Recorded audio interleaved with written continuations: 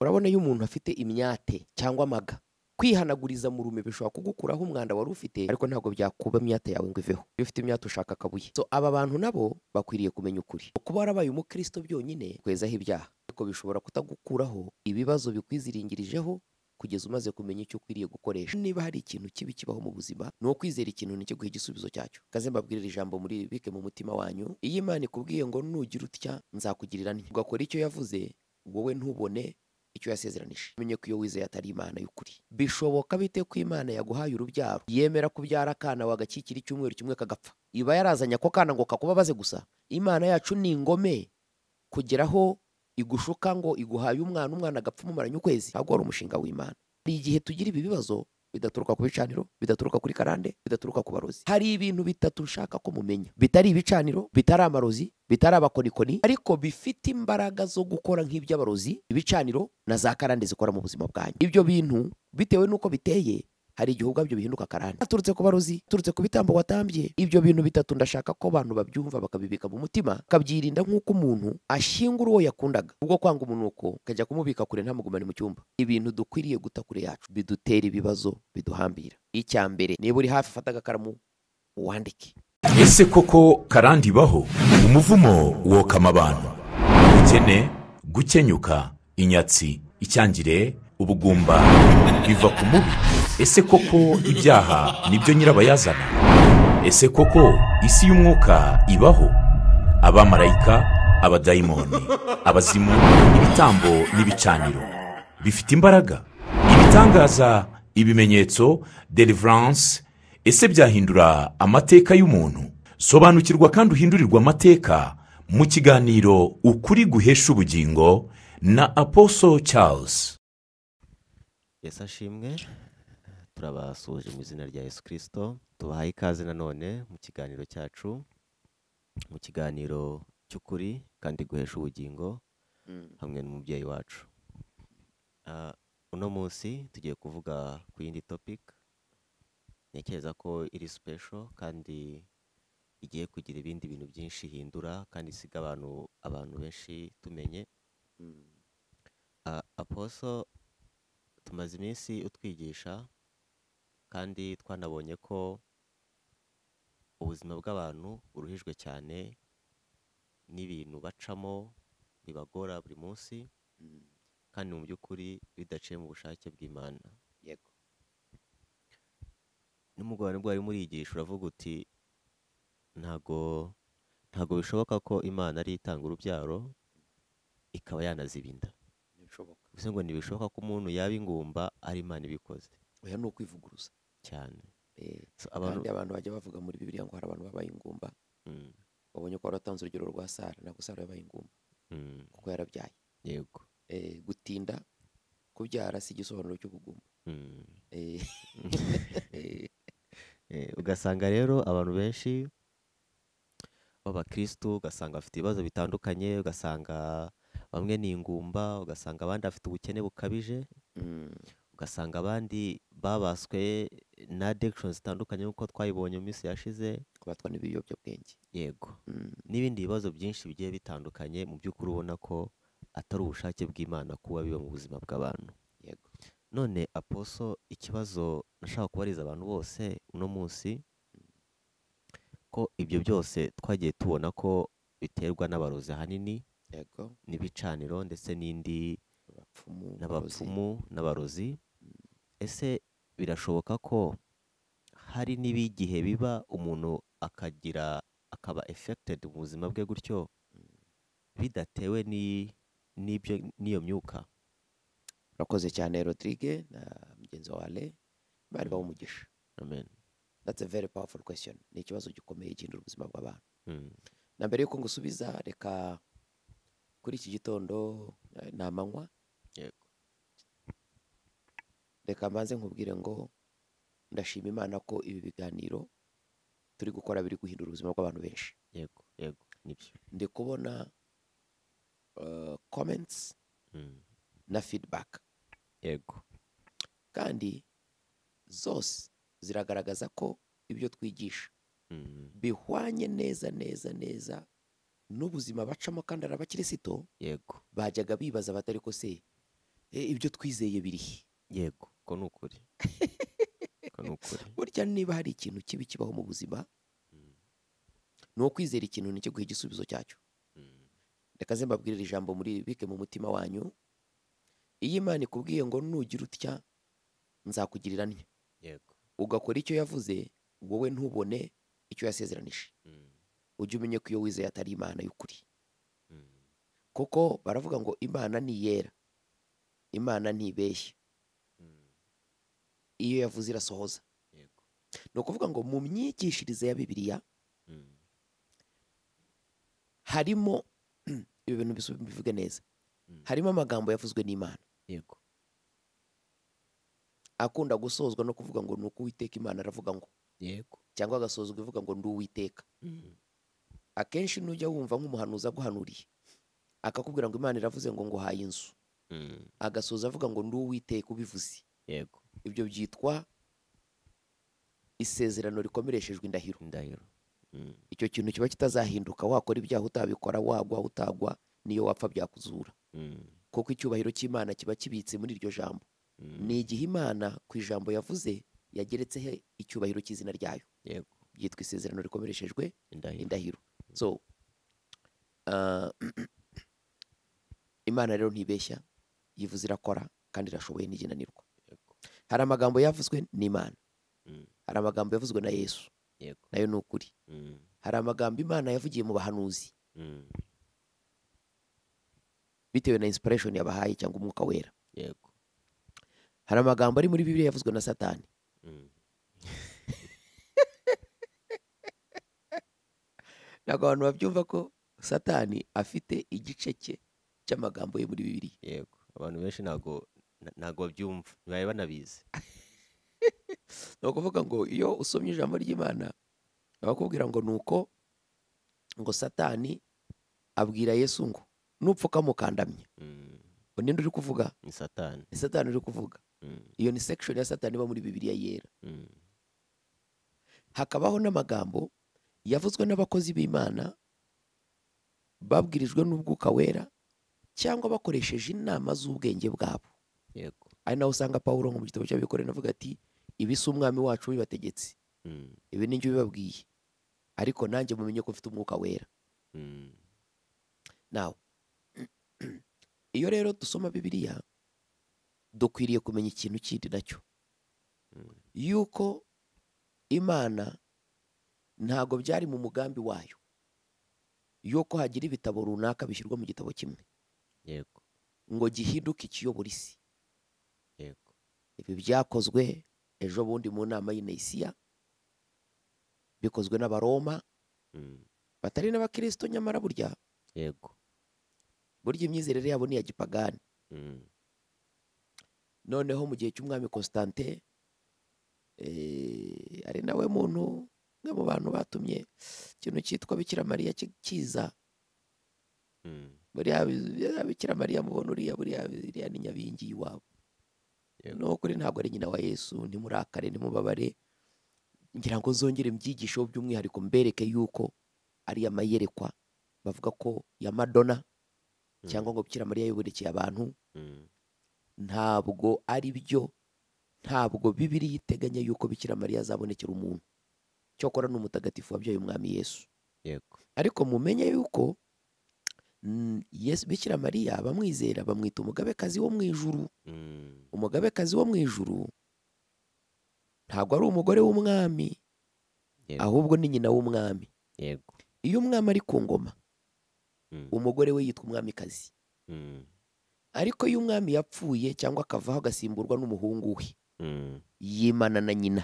yego Icyo gihe nyina akitwa umugabekazi, yego noneho umugore w'uwo mwami uriho uganje, umugore we akitwa umwamikazi. Mm, So umuntu ahinduka umugabekazi iyo ari umugore, yari nyina w'umwami uri ku ngoma. mm, So mu yandi magambo, imyizerere ya gipagani yose ishingiye ku nkingi eshatu: Imana Data, Imana Mwana na nyina w'umwana.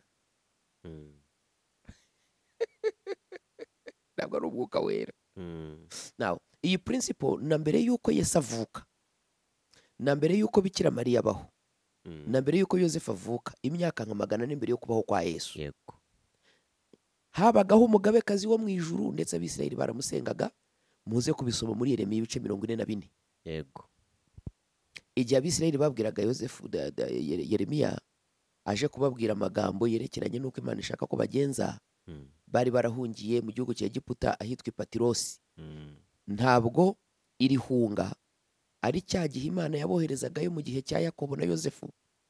Oya, ni igihe Imana yoherezaga abisirayeli i Babuloni mu bunyage mu gihe cy'umwami Nebukadineza. Burya hari abisirayeli basigaye bazana Yosefu bamugisha inama ngo ababarize Imana icyo bakwiriye gukora, kuko hari ibitero byajyaga bibatera bigatuma babura amahoro bari muri Isirayeli. yego Imana ibabuza gusubira muri Egiputa, ibabwira ko izabarindira aho baranga, ahubwo bafata Yosefu ku ngufu bahungana nawe bamusubiza muri Egiputa aho Imana yababujije. So nibwo yababwiraga amagambo yo kwihana no kugarukira Imana mu izina ry'Imana. Mwumva amagambo bakoresheje bamusubiza. Baramubwira bati, ko Bibiliya ivuga ngo abagore bose bari bateraniye aho bari basanzwe bakorera izindi mana, yego ngo kandi bari bazi ko n'abagabo babo babizi ko bazikorera. Ngo babwira Yeremiya bati, ntabwo tuzakumvira ku byo tubwiye byose mu izina ry'Uwiteka Imana, yego ahubwo tuzakora ijambo ryose rituruka mu kanwa kacu ryo gukomeza kosereza imibavu umugabekazi wo mu ijuru, nk'uko twabigezaga twebwe n'abami bacu yego n'abayobozi n'ibikomagoma byacu tukiri mu midugudu no mu mayira y'i Yerusalemu, ngo tugikorera uwo mugabekazi wo mu ijuru tukamusukira amaturo yego y'ibyo kurya yego n'ibindi. Uwo mugabekazi ni we bise Bikira Mariya, ubu yego mu Kinyarwanda yitwa Nyabingi, ahandi akitwa Shera, ahandi akitwa Shitorati. yego Ntabwo ndi gutukwa abantu bemera Bikira Mariya, ariko ndi kubafasha kutakomeza kuyoba. yego Bibiliya iratubwira ngo hari izina rimwe twahawe mu isi no mu ijuru abantu bakirizwamo, yego ngo iryo zina ni irya Yesu, kandi nawe ni umuntu. So igihe cyose ubonekewe n'undi muntu ngo ni umugore, ngo ni nyina wa Yesu, sha ni ukuri ni Nyabingi mu Kinyarwanda, ariko mu yandi moko bafite ukundi bamwita. Nawe hari amagambo rero yanditse muri Bibiliya yavuzwe n'abandi. kuba wenda kugira ngo abantu bahita bumva cyanditswe neza, ni muri Yeremiya 44 Yego, igice cya 19 na mbere gatoya na nyuma yaho. niyo basoma icyo gice cyose kirasobanutse. yego Kiraza kubafasha bamenye ko ntabwo dushaka gutuka imyizerere cyangwa kuyataka. Mukwiriye kumenya ngo Kiliziya itangira inagira imbaraga, ntabwo yigeze ibwiriza ubutumwa ngo abantu bihane. oya Yakoresheje conquest, intambara zitwaga crusade. yego So ni ukuvuga ngo niyo mpamvu yitwa the Roman Catholic Church, itorero ry'isi yose ry'abagatulika ry'abaromani, yego ryari rishinzwe gufasha ubwami bw'i Roma gucengeza amatwara yabo na influence yabo ku isi yose. yego Ntabwo bigeze babwiriza umuntu n'umwe, ahubwo warangaga bakakwica. So yari a terrorist group, wari umutwe w'iterabwoba ukorera ubwami bw'i Roma, kuko Roma yategekaga isi yose muri icyo gihe. Na introduction y'umusaraba cyane mu myizerere ya Kiliziya ituruka ku iyerekwa ryagizwe n'umwami Constante agiye ku rugamba, ngo abona umusaraba umuhesha intsinzi, bawugarura mu myizerere. Ariko ntabwo ba Petero bigeze bigisha umusaraba.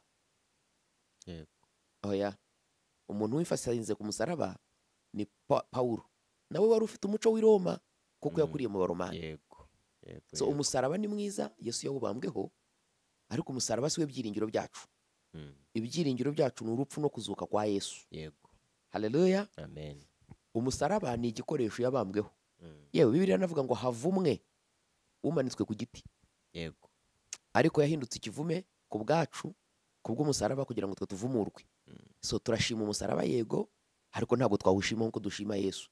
None se reka nkubwire, ubu niba nigisha inyigisho zikagufasha, twarangiza tugashima, tugasengera abarwayi, ababoshywe n'imyuka mibi bagakira, ubu twashima kamera yamfashe na mikoro cyangwa washima Apostle Charles n'Imana imukoreramo? bashima Apostle Charles. Ubu butumwa buratambutswa na mikoro, oya ariko mikoro ni igikoresho gituma bukugeraho. yego So umusaraba ni kumeze. Yesu ni umwami. amen. Ndizera ko biri clear noneho. biri clear rwose. Okay. Now kubera ko bimeze bityo, idini ryagiye riduha amagambo atuma imyizerere y'abantu no gukomera kwabo gupfa, ku buryo Imana uko yashaka ko ibintu bikorwa ni ukuhe. Mm. Iyo havukaga ikibazo runaka, Imana yahagurutsaga umuhanuzi muri icyo gihe, Yego. akaza agatanga ibisobanuro ku byerekeranye n'ikibazo cyenda kuza Mm. cyangwa ikibazo cyamaze kuza, Mm. akanavuga uko abantu bakwiriye kucyitwaramo. Yego. Iyi Bibiliya mubona yuzuyemo amateka. Aya mateka bamwe bagize amasezerano yabo. Mm. Umukozi w'Imana akavuga ngo ni isezerano ryawe kandi ari isezerano ryarangiye. Mm. Niba Imana ivuga ngo ngukuye muri Egiputa mu nzu y'uburetwa kwa Farawo, ayo ni amateka y'ibintu byarangiye. Mm. Ntabwo ngewe nigeze njya kwa Farawo, abakurambere banjye ntibigeze bajyayo.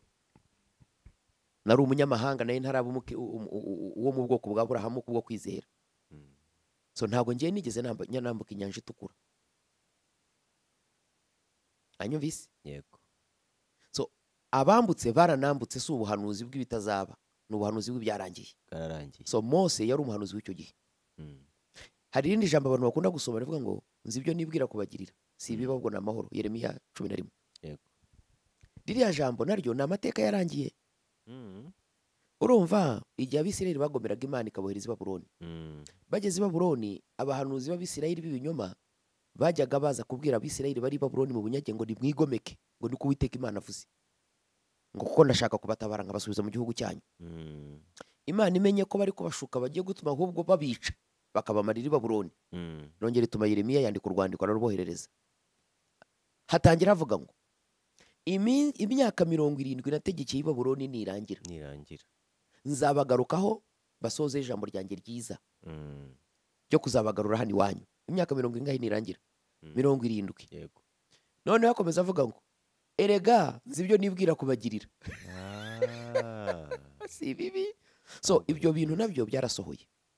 Imyaka 70 irangiye, Mm. Daniyeli yasomye ubuhanuzi bwa Yeremiya, Mm. arasenga. Cyagiye Imana imutubagaho marayika, Mm. agafatirwa mu kirere cy'abaperesi. Yego. Yari amuzaniye amakuru ashingiye ku isengesho yasengaga ribaza Imana ngo uko imyaka 70 yashize tukaba tukiri mu bunyage. Ah. Noneho icyo gihe Imana ihagurutsa umwami witwa Kuro, Mm. witwa Cyrus the Great, Mm. ahita ahirika ingoma y'umuhungu wa Nebukadineza wari uherutse gupfa. Ubwo byabaye ryari? Cya gihe unyumve neza, Mm. uwo muhungu wa Nebukadineza yakiriye ibikombe by'Uwiteka Imana byavuye mu rusengero rw'i Yerusalemu byerejwe Imana, Yego. abisangiriramo ibyo kunywa n'abagore be n'inshuti ze n'abayobozi be mu gihugu cye. Ukuboko bari mu birori kwandika ku rukuta kuvuga ngo mene mene teke. Urabyibuka iryo jambo? Yego. Imana iramubwira ngo ngushyize ku munzani nsanga udakwiriye, ubwami bwawe mbushyizeho iherezo. Mm. So yahise yicwa n'Abamedi. Yego. Kuro arima. Mm. Kuro amaze kwima aravuga ati umwami w'Abisirayeli niwe wangize umwami kugira ngo mfashe mwubakira inzu Yerusalemu. Yego. Ari naho haturutse rya jambo rivuga ngo yewe Zerubabeli, wa musozi we wiyita iki imbere ya Zerubabeli? Yego. Zerubabeli ni umwuzukuru wa Dawidi Ah. wagombaga kujya kubaka Yerusalemu. Ah. So umwami Kuro abafasha kubaka Yerusalemu barataha. Ni ukuvuga ngo Eh.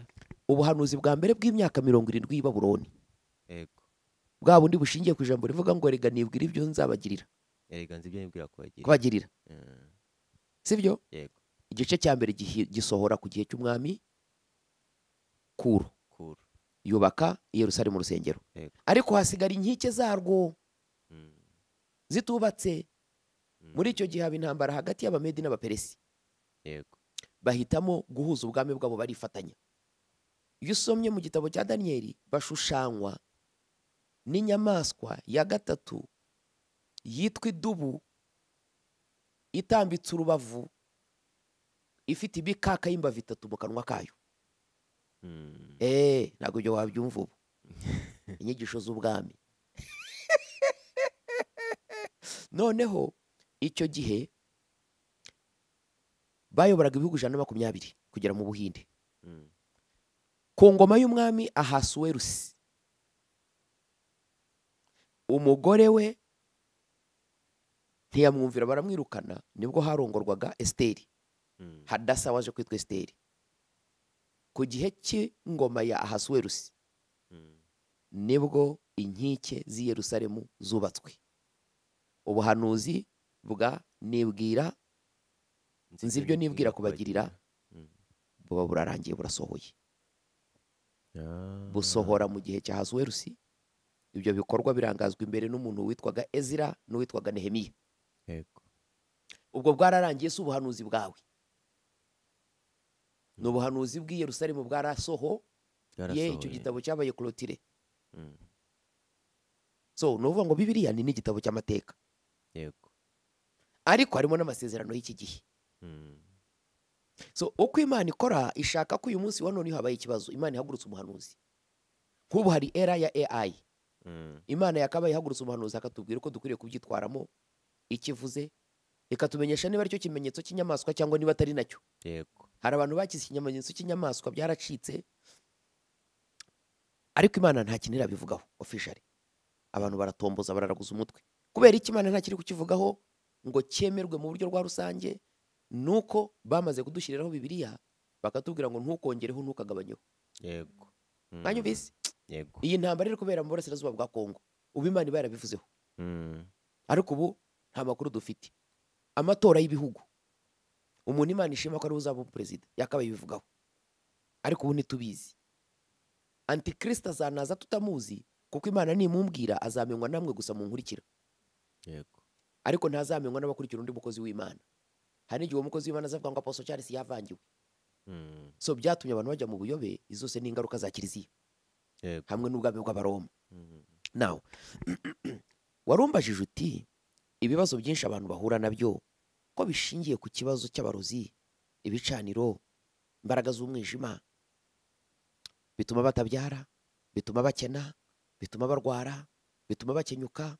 Nijoro nigishe nabajije ngo bishoboka bite ko Imana yaguhaye urubyaro yemera kubyara akana wagakikira icyumweru kimwe kagapfa? Yego. Iba yarazanye ako kana ngo kakubabaze gusa? Imana yacu ni ingome kugeraho igushuka ngo iguhaye umwana agapfa umumaranye ukwezi? No, ntabwo ari umushinga w'Imana. Hari igihe tugira ibi bibazo bidaturuka ku bicaniro, bidaturuka kuri karande, bidaturuka ku barozi. Hari ibintu bitatu ushaka ko mumenya, bitari ibicaniro, bitari amarozi, Yego. bitari abakonikoni, ariko bifite imbaraga zo gukora nk'iby'abarozi, ibicaniro na za karande zikora mu buzima bwanyu. Ibyo bintu bitewe n'uko biteye, hari igihe ubwabyo bihinduka karande. Itaturutse ku barozi, Yego. itaturutse ku bitambo watambye. Ibyo bintu bitatu ndashaka ko abantu babyumva bakabibika mu mutima, bakabyirinda nk'uko umuntu ashyingura uwo yakundaga kubwo kwanga umunuko, akajya kumubika kure ntamugumane mu cyumba. Uzareba umuntu wawukunda ntiyapfuye, ntabwo umurambo wo ugumana mu nzu, Oya. kuko uranuka ukakubera mubi. Cyane. Ujya kumutaba ahantu mu gitaka ukamusigaye ukigarukira. Abandi bo baranabatwika, cyakora akazana akava kakabika. Hari ibintu dukwiriye guta kure yacu bidutera ibibazo, biduhambira. Icya mbere, niba uri hafi fata agakaramu uwandike, kandi ngushishikarize kuzaboneka muri crossover ku itariki 20 z'ukwezi kwa 12. Yego. Hano Kampala Katwe.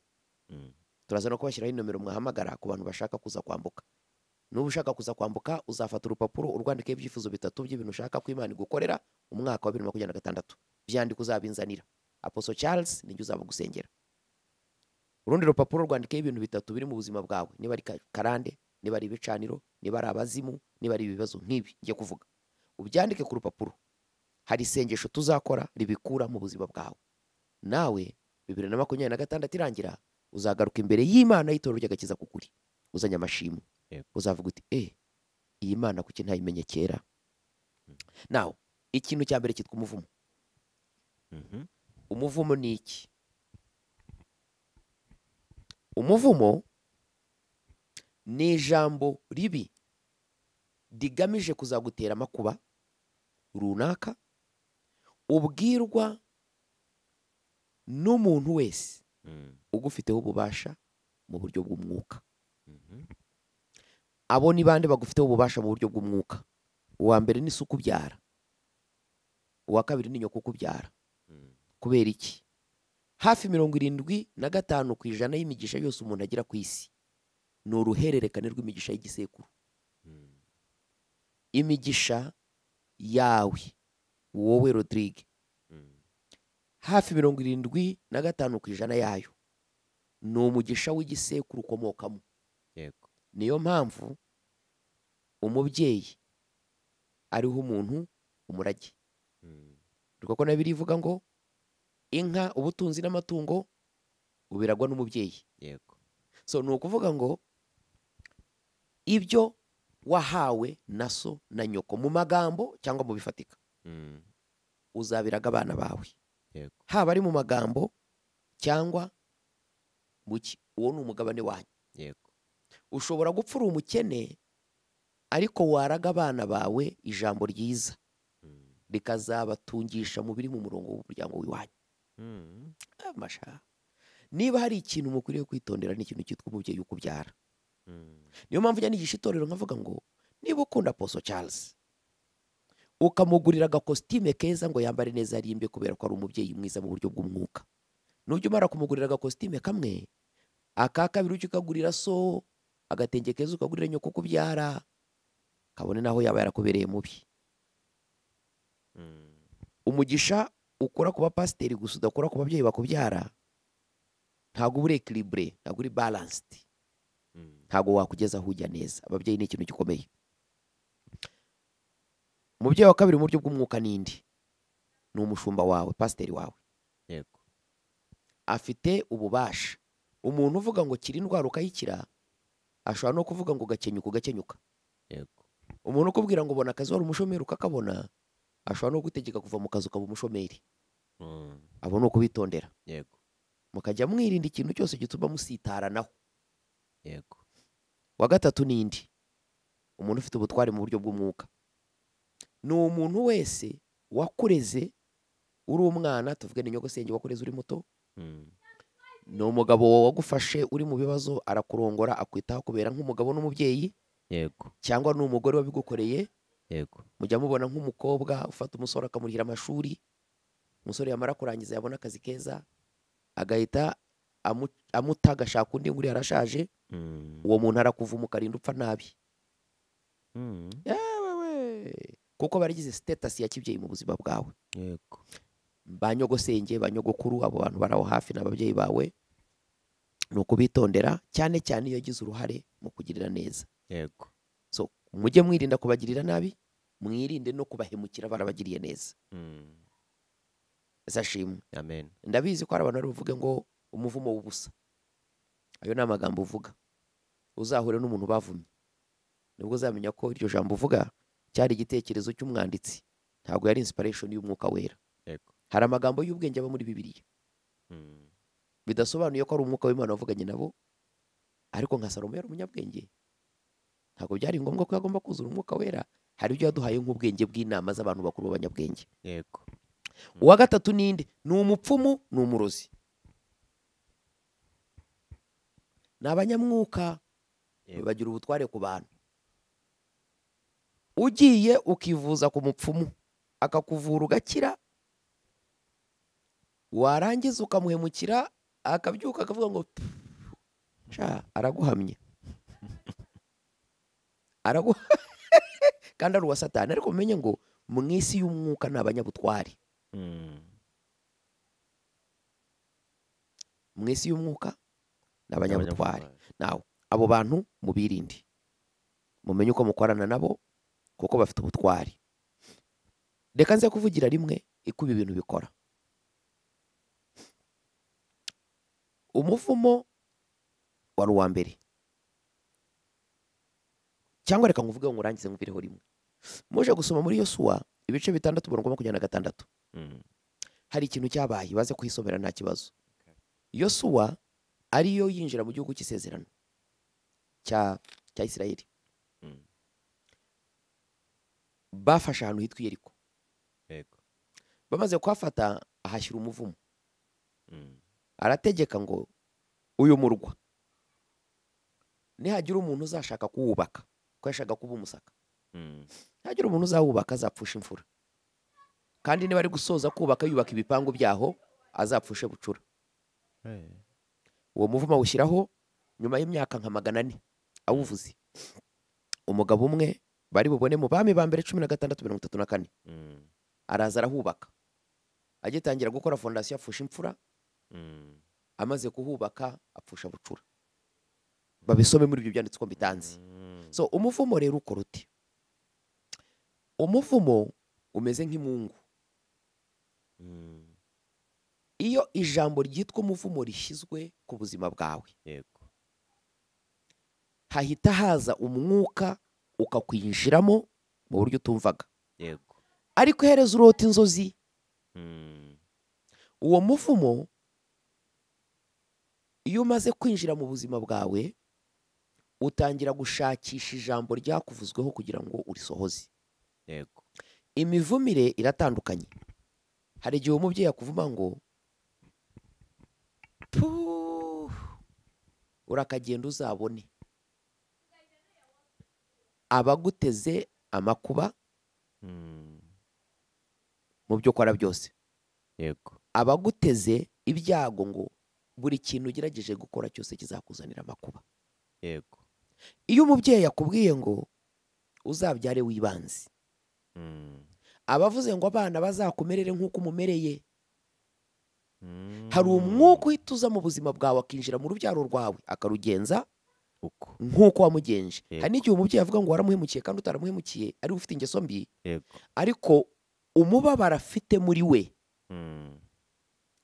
uba uzaguhindukira umubabaro uturutse mu bana wabyaye. Ntabwo icyangombwa ari uko umubyeyi wawe wari umunyangeso mbi, ibyiza umukorera ntabibone, ahubwo uko yiyumva atekereza kuri mubi kuri we. yego, Abana bawe niko bazakumerera nibakura mu buryo bwose, uzababuriramo amahoro nk'uko yayabuze. So umuvumo ntusaba kugira imihango yindi ukora, usaba kumva ubabaye mu mutima wawe ukavuga ijambo ribi. yego, Niyo mpamvu Bibiliya itubwira ngo mu cyimbo cy'ijambo ribi tujye tugerageza tuvuge ryiza, iryiza. Hari umuntu wigeze kundakaza kera, nigeze kubivuga ntabwo mbyifuza, kuko nkusabira abantu umugisha sinjya nkunda kubaha umuvumo. Umuntu naguzeho ekuteri gusa, nigeze kumubabwira, yego, ava mu muryango ukomeye cyane yiyemera. Mugore ekuteri namwe nse zihura na computer yanjye, arambwira ati ziri compatible, ati kandi zidakora nati ukoze w'Imana ugaruke nkuguranire. Reba ko icyo gihe nazwe 2034 ni kera, ni nka 2004, 2014. yari menshi, Yego, ariko ikibazo si uko yari menshi. Noneho ndaza, byari ibintu bigezweho bidasaba imigozi. Noneho ndazijyana nzikoreshe ntizahura, ndamuhamagara ati garuka nkuguranire.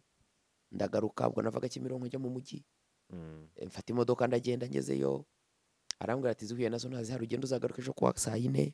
Ndagenda ejo saa 4 ndagaruka, ngarutse akigira mu bandi bakiriya ntanyiteho ngahagararaho. Arayinje hashize nk'isaha arambwira ati busuyeyo ugaruke saa 8. Ndagenda ndongera ndagaruka, ngarutse barambwira ngo yagiye niba ari ugusari niba ari ugusenga niba ari kugira ate. Ndihangana muhamagaye ntiyanyitaba, ndagenda nk'ejo ndagaruka, ngarutse numva ndarushye. Ndabwira ariko akazi nagomba gukora kapfuye, kandi nawe uranzengereza. Niba utazanguranira wabimbwiye nkabireka ko ntacyo bitwaye. Arambwira ati nasanze zitazaboneka, tuzihangana aho zizabonekera nzakubwira. Basi wanshuje amafaranga se nkagura ahandi. Arambwira ngo yango ntago nagusubiza ndamaze kuyakoresha. Noneho nanjye ndumva narakaye. Ndabwira ariko umuntu uzengereza utyo uramuzi wowe, akajya ngo n'ibyo bindi byo kwirata, kandi Yesu arabitubuza. yego, Arabitubuza, ariko nyine umuntu agira hakaba umuntu nawe yigeze kurakara Yesu akubita abantu bakura mu rusengero. yego, Hari nabo yabwiye ngo muzabona ishyano na korozani n'iki, yabaga yarakaye. Buriya yabaga yaciriyeho urubanza nawe. Noneho yaje ndamubwira nti ubona ibintu nkoze, nakubwiye ngo niba udashaka kunsubiza nyareke, ntiwabiyitaho uranga, uhitamo gukomeza unzengereza utya. Ndamubwira nti njyewe nkwirukanye muri uyu mujyi, uzongera kuwugarukamo uko nabivuze. Maze aransekana na bagenzi be bari batatu barakweganuka, mbese mbera nk'umuntu ukozwe n'isoni. Buriya bongeza baca umugani uvuga ngo he who laughs last laughs longest. Burya ushobora kunyega ugaseka icyo nkubwiye aka kanya, ariko nibimara kukugeraho wenda nyuma y'imyaka 2 Mm. ninjye uzamara igihe kirekire nseka kuko uzaba uri mu mazi abiri udashobora kuyikuramo. Yego. Uwe nta nubwo yamaze iminsi ngahe havuka akantu k'akadosiye k'amafuti kamukubita hasi, yamamagaye yihishe icyangugu, ndakwingize mukozi w'Imana nsengera ntoya hamwe. Twongeye kongera kuvugana nyuma y'amezi 2 ari Zambia. Mm. Yongeye kunshaka umuntu wari umucuruzi w'umunyamafaranga uva mu muryango ukomeye, acururiza abantu mu iduka, abaterurira imizigo, abatwaza. Yaje kuzamamagara ashyize nk'umwaka nsaba imbabazi, naje ndavuga nti nizere ko wamenye ko kubahana ari byiza. Ndavuga nti genda ndakubohoye, ndamusengera. Yongeye kumamagara nyuma y'amezi 3 aribwo famiye yimwibutse, Mm. bamuha igishoro, anyereka ari mu iduka rye yarongeye gukora amezi 3 yonyine, Mm. ameze neza, yaraguze imodoka, yarongeye kuba umuntu muzima. Umuvumo rero ni iki? Ni ijambo umuntu avuga bitewe no kubabara ko mu mutima we Yego. cyangwa n'umujinya yagize, Mm. akaba ashobora no kugeza nyuma akabyicuza, ariko akenshi akanwa kavuma ntigakunda no kuvumura. Mm. So abana benshi bafite ibibazo byinshi bitewe n'amagambo mabi babwiwe n'ababyeyi babo. Yego. Uragafungirwa mu ruhengeri, umwuka wa gereza ukagukurikirana, ukazajya uhora ufungwa. Yego.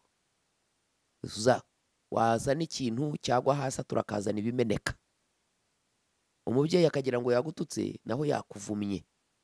Ni ba bantu ujya ubona ngo yagize ikibazo bamubaze, ngo bamubaze nabi, ngo bongeye bamusubiyemo, ibimeneka bigomba guhora bimuvamo. Mm. So umuvumo ni ikintu gikomeye cyane. Njya mbwira ababyeyi ngo mujye mwirinda kubwira abana banyamagambo mabi kuko arabahindukira, barakurikirana akabahindukira ubuzima. Yego. Iyo rero umuntu ariho umuvumo asa n'umuntu ufite karande. Mm. Hari umuntu uvuma umuvumo w'ubukene, hari umuntu uvuma umuvumo wo gupfusha, hari umuntu uvuma umuvumo w'inyatsi, uzaruhira ubusa, Mm. ibyo uzakorera ntibizaguhire, bikaguhindukira nka karande. Icya kabiri ni ukurenga ku cyitwa kirazira. Yego. Kirazira. Nigeze gushaka gucuruza umunyu, Mm. umunyu w'inka, bari bamayemo diro, nkukura ku kiyaga bita Lake Katuye, Mm. hano muri Uganda turi. Yego. Ni n'ahantu nari narabyirukiye kera, narahakuriye, kurumva n'ibice nabayemo kuva kera. Mm. Nzi n'abantu baho, kambonereho ndamutse n'abantu batuye muri ako gace. Ni amoko abiri akunda kuhaba. Ubundi Lake Katuye ngiyo bavuga mwumva yitwa Queen Elizabeth National Park. Mm. Kera bwari ubwami bw'abantu bitwa Abasongora. Nabo benda kumera nk'abatoro. So mbaramucya murere mutabasongora beitu muri yo kurungi. So bwari ubwami bwabo bukomeye cyane. Abasongora baboneka muri ako gace, bakaboneka no mu bice bya Bunia yo muri Kongo. Nabo ni abantu baborozi. Bagiraga umugabekazi wari ukomeye cyane witwaga Kitami cya Nyawera. Ni nabo bakomokaho ikintu cyitwa Mpororo. Mpororo umva abantu ngo dutuye muri Mpororo. Yego. Mpororo bituruka ku ijambo guhora. Ni ukuvuga ngo nujya wumva abantu bo muri Uganda bakubwira ngo nta Kamari nta Kigeri, bose ni Abanyarwanda. Ni umuhungu w'umwami w'u Rwanda wahunze umwami w'u Rwanda Kigeri. Ahagize asanga ubwami bw'Abasongora butegekwa n'umugore witwaga Kitami cya Nyawera. Aramushaka. Iyo baga uri umugamikazi ukarongorwa n'umugabo ntabwo yabaga umwami, yitwaga the king cohort. Yabaga ari umwami ariko atari gutegeka. Yego. So iyo nkuru wenda tuzayigarukaho n'amateka maremare. So najya ashaka gukura y'umunyu, nkajya nkujyana Kongo za Masisi. Noneho mbibwira data yari yaje kunsura, mbibwiye umusaza arambwira ngo mwana wanjye kirazira ntugacuruza umunyu. Kandi data ni umukristo, se yari umupasitoro, yabwirijwe na Munyeri. Ubudive bwa mbere buza mu Rwanda mu bantu bakijwe bwa mbere harimo sogokuru wanjye, ntawe wabihakana. So nakuriye mu muryango uzi Imana kandi wubaha Imana. Ariko yari azi yuko hari kirazira. Arambwira ngo ntugacuruza umunyu mwana wanjye. Noneho ntiyansobanurira impamvu, ariko ndabireka. Arambwira ngo nushaka uzacuruza inka, uzacuruza amata, uzacuruze ibyo kurya by'inka, uzacuruza imiti y'inka, ariko ntugacuruza umunyu. Habashize igihe nza gukurikirana amateka nsanga sekuru wa data. Yego. Yari atuye aho ngaho muri Kongo muri ibyo bice za Masisi. Yagiraga umutwe w'ingabo ye. Yarazwi cyane ngo ari umuntu w'igihangange. ngo yagiraga inkoni ye bajyaga batwara bahetse abagabo babiri ngo bayibangiraga ingata bakayitwara ku mutwe ngo ikitwa mvira mu mitwaro. Ni ukuvuga ngo yajyaga ajya gukura umunyu kuri icyo kiyaga akawujyana aho nashakaga kuwujyana. Urumva ko ni ibintu bigaruka. Yego. Ubwo ni sogokuruza wanjye. Birashoboka ko hari amakuba yabayemo hagati aho, wenda sogokura agaca iteka ry'umuryango kavuga ngo ntihazagire uwanjye ucuruza umunyu. Yego. Kandi umunyu wakijije abantu benshi ku isi. So kirazira ni iki? Ni ijambo ryavuzwe n'abakuru. Ndabizi ko abantu bavuga ngo kiliziya yakuye kirazira, barakubeshye, nta kintu yakuye, nayo ubwayo ntiriho. Mu by'umwuka burya nta butware bundi ifite. Sorry, excuse me. Now, kirazira ni ijambo ryavuzwe n'umukurambere wawe, kavuga ngo iki kintu abankomokaho ntibakagikore. Yego. Kuko ari we muhesha w'umugisha w'umuryango. Wibuke ko imigisha myinshi ari y'umuryango, ari igisekuru. Yego. Iyo wanze gukora icyo yakubwiye, uburenze ku itegeko Imana yavuze ngo uzumvire so na nyoko kugira ngo uramire mu gihugu Uwiteka Imana yawe iguha. Niho kirazira igirira imbaraga. Iyo rero ukirenzeho, igihano yashyize ku bantu bazakurenga kuri icyo kintu kikugeraho. Abantu benshi bakenyuka kubera kirazira barenzeho. Abantu benshi ingo zabo barazubaka zigasenyuka, bakananirwa kubaka kuko barenze kuri kirazira. Umubyeyi akakubwira ngo uwo muryango ugiye gushakamo urazira, ntabwo dushakana nabo. Wowe ukavuga uti ndi umukristo wo muri Christ Fire Church. Sinzi niba ibaho, nari ngerageje guhimbahimba. Niba inahari bamba verisiyo nari ngamije. Utaposo wanjye cyangwa profete azabikuraho. Ntabyo azakuraho. Ntabyo azakuraho, ni ukuri kandi muzabibonesha amaso yanyu. Ntabyo azagira ati. Ntabwo bizabaho. Urwo rugo rwihorere. Nkunda kugira inama abantu, nujya gushakana n'umuntu umuryango so na nyoko bakakubwira ngo oya, nibuze ubwenge jya umwihorera. Kuko urugo ntabwo rwubakwa n'urukundo nk'uko bababeshya. Hari imbaraga zindi nyinshi zituma bakundanye batandukana. Aposo mise nibuka, ngira ngo ntabwo ari kera cyane, hashize igihe kitari kinini cyane, hari umuntu waje kuri church arwaye. Yego. Yari afite ikibazo, nimba ari impyiko, nimba ari kansa, ntabwo nibuka neza. Yego. Ariko yari afite impapuro zigaragaza ko arwaye mu by'ukuri. Yego. Noneho aje imbere ngo umusengere, uramubwira uti ngiye kugusengera, utariko ndabona ufite uzakenyuka. Yego. Uramubwira utariko ikintu cyonyine cyagukiza ni uko ujya kureba so. Akiriho atarapfa. Yego. Ni uko ujya kumureba, mukabanza mugakiranuka. Wanamwaje uti se ikibazo mufitanye urakizi? Yego. Abanza kutabyibuka neza, ariko ajya arabyibuka. Yego. Ndibuka neza ko agaruka, Yego. ni njyewe yaje kuranga ngo dufate ubuhamya. Yego. Yaragiye akemura icyo kibazo. Yego. Na ya ndwara yitikira. Indwara yitikira. Yari afite indwara y'umwijima. Yego. Kansa. Yari afite diyabete. Yari afite pararize. Yego. Yari afite ubushomeri atagikora, n'umutwe udakira. Kandi akiri mutoya. Ubu akora mu Nyange. Yego. Nazo musengera ahita abona akazi, hagiye gushira ukwezi kumwe arabonye akazi, indwara zarakize. Ubu amaze kugraduatinga nanone nabonye yarambaye. Actually yatangiye no kubaka inzu ngira ngo ubu ngubu yayimukiyemo.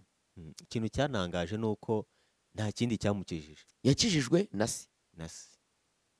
Uribuka undi muntu waje yararwaye, ari abakene n'abapolisi bowe n'umugabo we. Yego. Ndiyo nirukana abarangi. Giye kubita hasi. Mise mwibuka. Mwibutse buhamye utwara n'abutambukije. Igituma aba bantu bari gukenyuka n'iki? Bakaba bakennye, bakaba baratatanye, bakaba batakivugana, batacyumvikana. Ni ikibazo kihe abakobwa ko batagishyingirwa ngo bubake? Sekura muvugiramo. Aravuga ati narababwiye ngo aho banshyinguye ntibazahagurisha. Yego. None barantaye, nsigaye mbana n'abantu batari abanjye. Urashaka iki? Nibahankure bajye kunshyingura neza. Ngira umukobwa ntigende, Imana izagufasha. Yavuye kumushyingura, bamukura mu kazi yakoraga gaciriritse, bamushyira muri banki. Yego. Bamaze kuzuza amazaye. Mwabonye ko banangabiye inka, ndabashimiye, ndabakunda. Ubuzima bwabo bwagize buti? Byahise buhinduka. Uribuka undi muntu wavuye i Muhanga arwaye, n'abakobwa be batatu barwaye, bose barashenye, baravuye mu mago yabo kandi barwaye, ari abatindi bababaye. Ngiye kumusengera nawe nganumva rero, wowe niyo nagusengera ntacyo biri bumare, ndabona nyoko atarapfa ari we nyirakuru w'aba bana. Yababwiye aho muzamushyingura ntimwahamushyingura, none mufite ikibazo cy'umwuka wishyuza, mwarenze kuri kirazira. Aravuga ati nibyo uvuga nibyo, aho mama yatubwiye kumushyingura twaravuze ngo nibyo abakecuru, turangije tujya kumushyingura ahandi. Ndavuga niyo nagusengera ntabwo ibibazo byo mu rugo rwanyu byakemuka, nimugende mutaburura umukecuru mu mushyingura aho yavuze. Ubu ushobora kubyigisha abantu ngo ibyo ngo nibyo kwa shitani ngo Yesu yarabirangije. Banza wirebe, ariko wirebe niba nta ngaruka biri kugeraho n'ubwo bisuzugura. Niki kikubwira ko ibyo wizeye ari ukuri? Nuko iyo ubikoze biguha umusaruro w'icyo bisezeranye. Niba uvuga yuko Yesu yabirangije ku musaraba byose, kuki wagumiwe? Kubera icyo wagumiwe uje nkamubwira icyo akwiriye gukora akira. Nta muciro urasago, navuze ngo mu izina rya Yesu. Uze kureba hari urugero rw'ibi bintu kirazira. Muze gusoma Yeremiya, umuryango w'Abarekabu. Imana yahamagaye Yeremiya iramubwira iti impamvu Abisirayeli bafite amakuba nuko barenga kuri kirazira. Ibyo nababwiye kureka gukora byose barabikora. Reba umuryango w'Abarekabu, sekuru yasize ababwiye kutazanywa vino no kutubaka amazu ngo bature mu mahema. Imyaka n'imyaka irashize, baratunze, baguwe neza, bafite amahoro kuko bubahirije ibyo sekuru yabategetse. Bene Yonadadi, something like that, n'Abarekabu n'umuryango w'Abarekabu. Kirazira ni ijambo wabwiwe n'umukurambere,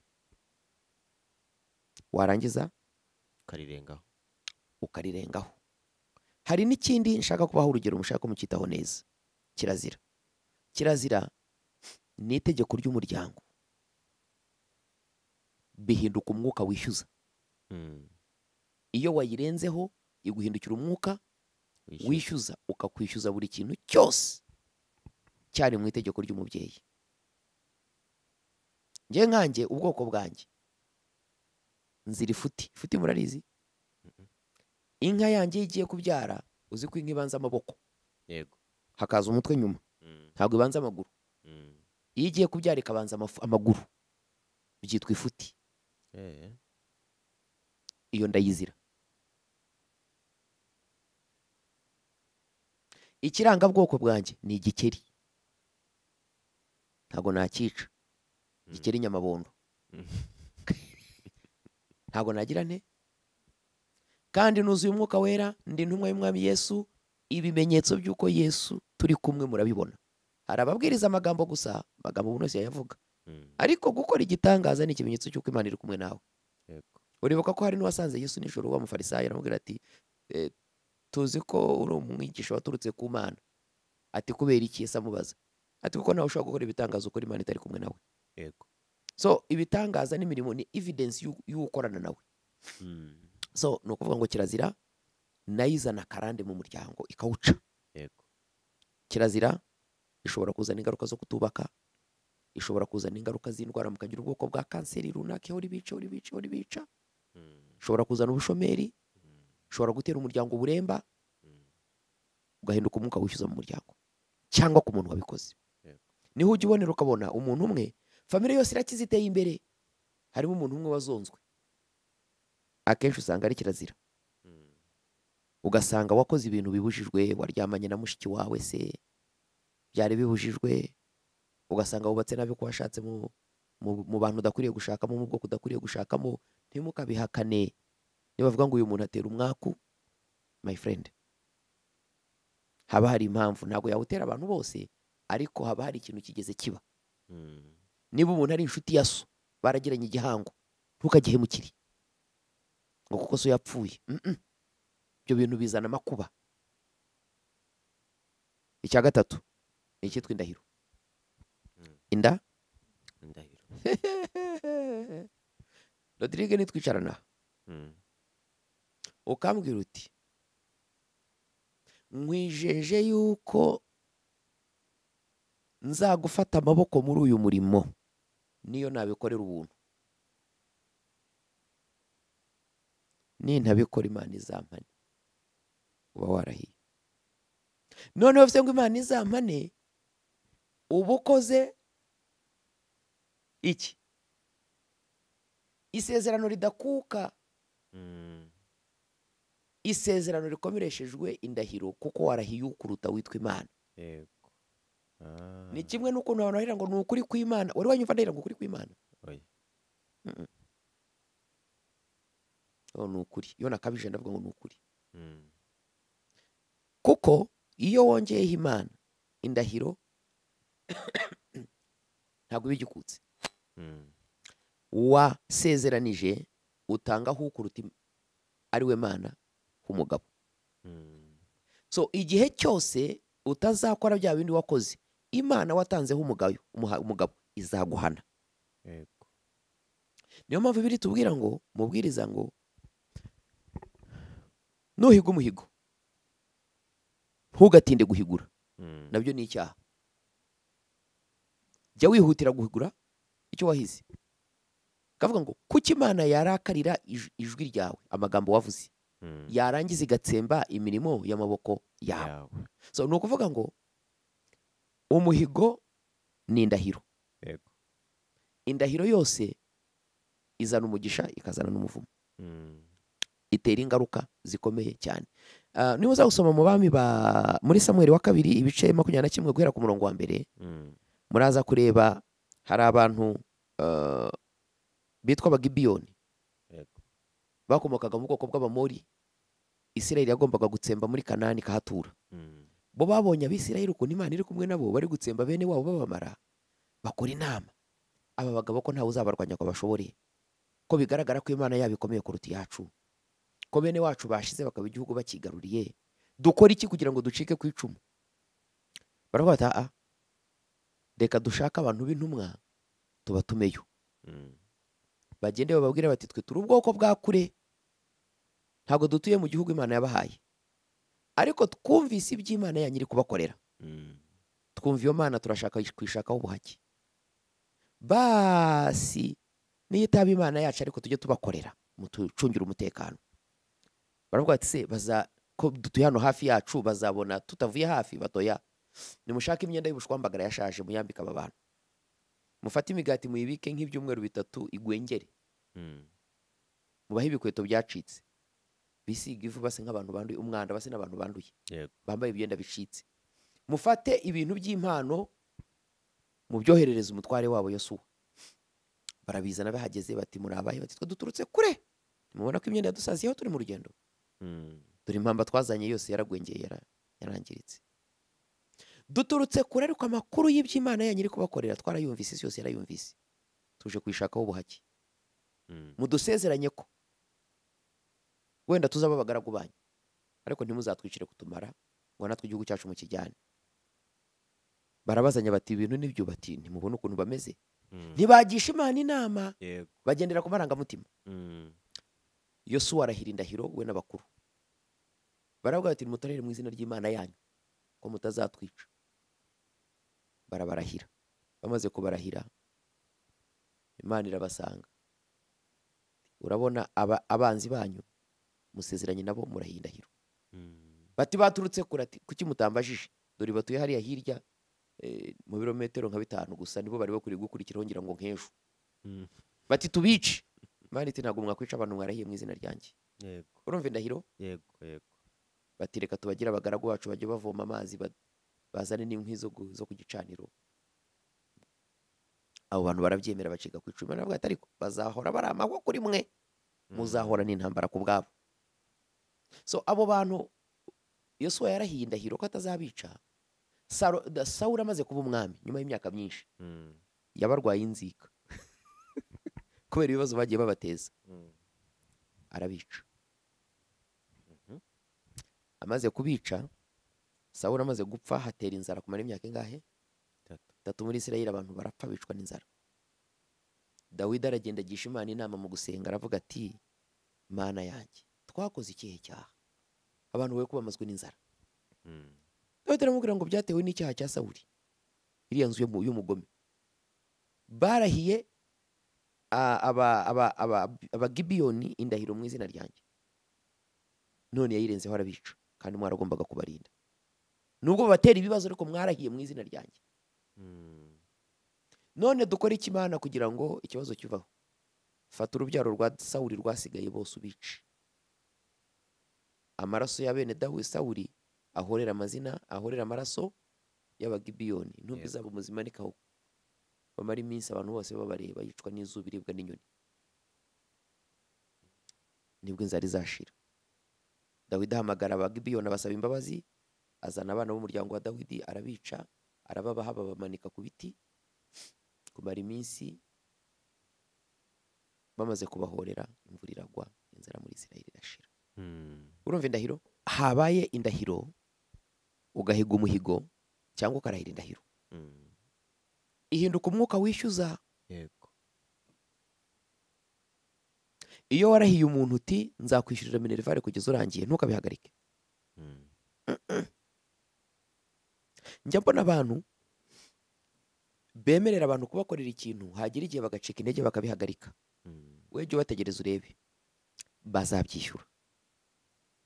Iyo rero umuntu ari umunyabwenge, yirinda ibi bintu bitatu, kuko ubwabyo biba mu buzima bw'abantu bikaba nka karande, bikamera nk'uburozi, Yego. bikamera nk'ibicaniro. Ariko icyiza kibi, hari igihe ubifatirana ukabikuraho kandi utavunitse. Yego. Urabona nk'ubu ngubu kuri iriya ndahiro, amaraso y'Abagibeyoni, Imana yategetse ko bayahoresha amaraso ya bene Sawuli. Yego. Urabona yari kirazira. Ushobora iyo ari umuvumo w'umubyeyi cyangwa kirazira, ushobora kwica ikiru. Yego. Muri uko wa mugore waje atajya agira akazi, umugabo we batajya batera imbere n'iki, mubwira ko ari umuvumo. Bamubujije gushaka umuntu, aranga. Amushatse baravuga ngo ntibazatera imbere, biranga. Ariko naramubwiye ntigenda ujya iwanyu, usanga ababyeyi bawe, ukoresha ibirori, ushaka impano nziza, uyibahe, nubona banezerewe urire, uvuze induru. Tinabaye ikigoryi, nimumbabarire, ndaje ndi umwana wanyu, mwarambwiye nanga kumumvira, ariko ubukene buratwishe, nimutubabarire, nimumbabarire. Ndavuga nti imbabazi, ibyo wakoze bizasembura imbabazi, ariko ikirubahaye kizagukuraho urubanza. Yego. Niba bavuga ngo turakubabariye, uzatera imbere. Wabonye ko yahise abona akazi muri UN. Umugabo we bamushinze inshingano nziza cyane mu gihugu. N'ubu ngubu yagiye muri mission, yaragiye. Yego. Ubuzima bwongeye gusubira ku murongo. Icyo nshaka kubashishikariza ni iki? Ni ukumenya ukuri kukababatura. Kugira ngo twanasoreze aha ngaha. Pose mbere y'uko dusoza, mu by'ukuri dukwiye no kubashimira kuri izi nyigisho. Mu by'ukuri abantu bafite ibibazo byose wagiye uvuga, bagiye babifite, kandi mu by'ukuri ugasanga barabisengana, kandi babyicanye mu rusengero batazi ngo ese bakabyita ubushake bw'Imana. Yego. Iyi nyigisho rero irafungura amaso y'abantu, babasha kubona neza mu by'ukuri ibyo turi kubamo ni ibiki. Urakoze. Urabona iyo umuntu afite imyate cyangwa amaga, Yego. kwihanaguriza mu rume bishobora kugukuraho umwanda wari ufite, ariko ntabwo byakuba imyate yawe ngo iveho. Iyo ufite imyate ushaka akabuye. Yego. Urumva? So aba bantu nabo bakwiriye kumenya ukuri. Yego. Ngo kuba warabaye umukristo byonyine bikwezaho ibyaha, ariko bishobora kutagukuraho ibibazo bikwiziringirijeho kugeza umaze kumenya icyo ukwiriye gukoresha. Nimushaka akabuye, mutsire imyate, izabavaho kandi muzamera neza. Amen. Twibutsa abantu ko tugira amateraniro buri mugoroba, saa 2 za nimugoroba. Ubwo aho ni mu Rwanda, ariko ni saa 3 za hano muri Uganda. Saa 3 za Uganda. Yego. Buri munsi haba hari YouTube live, ndetse hari na Zoom. Wifuza gusengerwa, wifuza kuvugana n'umushumba, naho ngaho bikorerwa. Na TikTok. Na TikTok. Byo nababwira ko ntari umushumba, ko ndi intumwa y'umwami Yesu. Umushumba ni Yesu. Yego. Ikindi turabibutsa crossover. Yego. Izaba ku itariki 20. Turabashyiraho nimero z'ubishinzwe, ubaha ubusobanuro bwose, abifuza kuza ubaha ubusobanuro bwose bw'uko bizagenda, uburyo bwa accommodation byose. Accommodation ni ugucumbika, kurya. Yego. Tuzanabatiza babwire. Yego. Hari n'umubatizo, ariko nkiza ko umubatizo wo hari bisa nkaho byarenze, kuko bamaze ntabwo byagiye byarenze. urabona ubundi Bibiliya iteganya yuko iyo umuntu yihannye uhita umubatiza. Ibyo kubigisha nibyo twishyiriyeho kubera ko tuzatindana nabo ngo tubahe uburere bwiza babe basobanukiwe. Yego. So dushobora kuba turiho tubatiza umuntu akavuga ati ndumva mbishaka, ntabwo wamusubiza inyuma. Noneho uwo nguwo umwigisha nyuma ukamurera. Yego. Ushobora kuba uraho ushaka kubatizwa, ngira ngo muzabahe link rimwe iranahari y'umubatizo wacu. Ese wari wahabwa umwuka wera mu gihe wabatizwaga? Abantu bajya buzura umwuka wera akenshi iyo ndiyo mbatiza. Kandi umwuka wera biravuga ngo nicyo kimenyetso n'ingwate Imana yaduhaye yuko tuzarabwa ibyasezeranijwe. Udafite umwuka wera nta bugingo ushobora kugira. Ikimenyetso cy'uko ufite ubugingo ni uko ufite umwuka wera. Nicyo kimenyetso cy'uko wanditse mu gitabo cy'ubugingo. Cy'ubugingo. Imana ibahe umugisha. Amen.